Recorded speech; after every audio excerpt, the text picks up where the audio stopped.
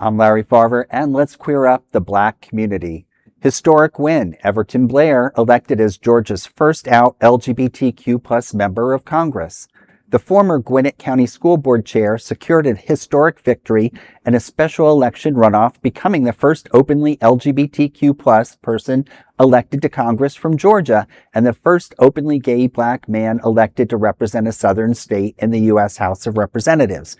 Everton Blair, 33, won the special general runoff election for Georgia's 13th Congressional District by defeating Marcye Scott, the daughter of late long-term Democratic Representative David Scott, whose passing created the vacancy. A former public math teacher with degrees both from Harvard and Stanford, Blair previously made history in 2018 when he became the youngest member of the first Black American elected to the Gwinnett County Board of Education, later serving as board chair. Nationally, Blair becomes the third openly gay Black man elected to Congress, following New York's Democrats Ritchie Torres and Mondaire Jones. Blair will be sworn in when the House reconvenes to complete the remainder of Representative David Scott's term, ending in January 2027.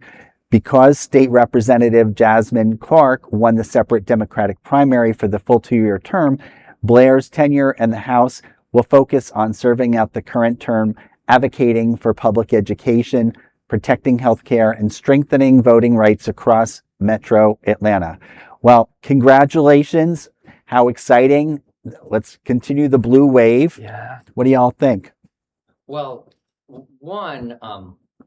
for viewers to know, it is normally when they're the deaf in office and there's a special election primary, for that to be before the normal primary. Right. So that normally you don't get this mismatch that we're seeing.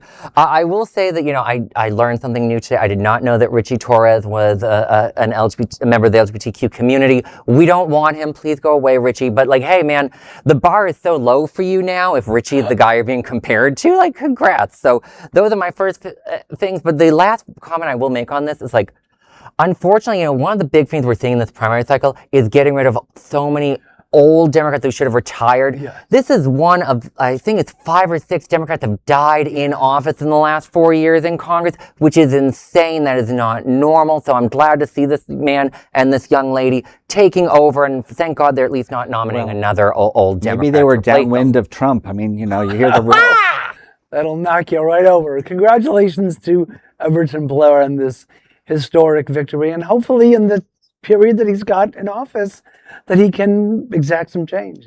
Or at least enjoy a few months in D.C. and do a few decent good votes. Well, we wish him well. There is no other queer nonprofit media platform like this in the entire world. Support our LGBTQ stories by sharing them and subscribing to Queer News Tonight.